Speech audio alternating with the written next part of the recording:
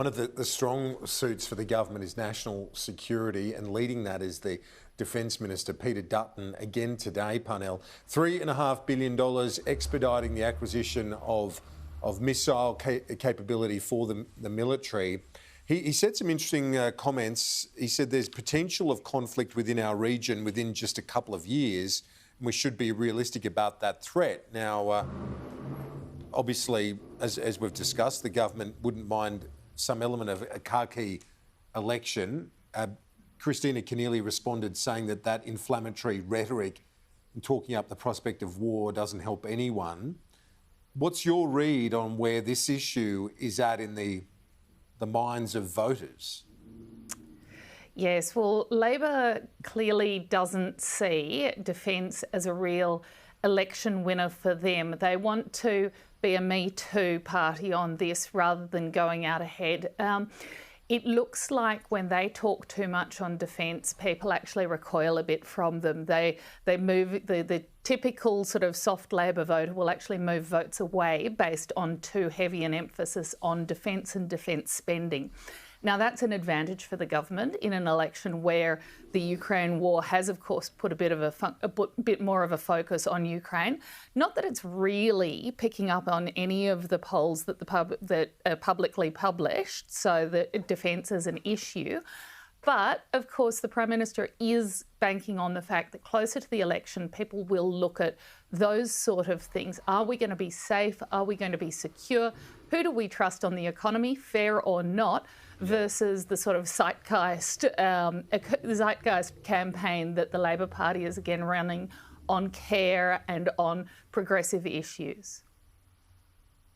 Darren, what's your take on this, the national security vote? As I said, Peter Dutton, a strong figure on that front and has a big electoral impact, certainly in his home state of Queensland. What's the broader read from you on it?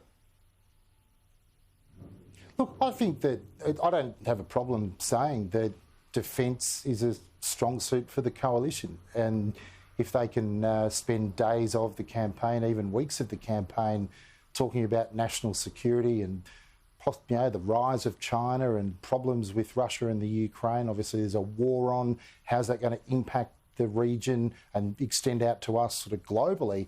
That's ground that the coalition would be happy to talk about for probably weeks on end. Labor would prefer to talk about the shared experience of the pandemic. Do you feel safe and secure in your employment?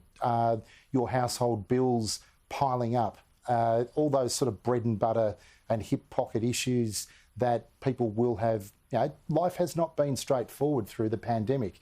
So I think Labor would prefer that sort of domestic conversation. So that's, it's jockeying for position, and whoever can talk about the things that they want to talk about in the most number of days has a better chance of winning. That's campaigning 101. So I think, as we referred to earlier, that it's the early rounds and each side is testing the other and just seeing where the ground rules are going to be for the next couple of months. The other strong suit, I guess, for the government on the economic front, you've got Josh Frydenberg, still a very popular figure despite the Prime Minister losing a bit of paint recently, and obviously the Trade Minister, Dan Tehan, announcing a significant free trade win as well in recent days, Parnell.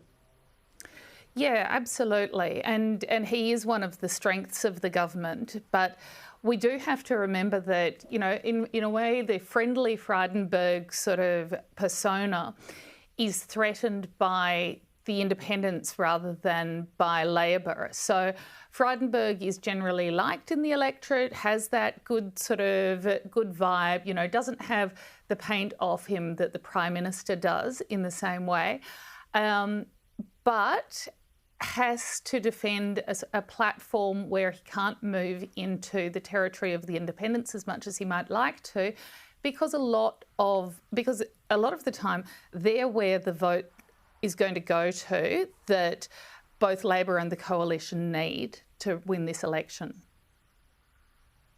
Yep. And Darren, on that sort of middle ground, if you looked at the popular leaders at the moment within the Liberal Party, Frydenberg's at the top, but it's all too little, too late, a bit academic on that front.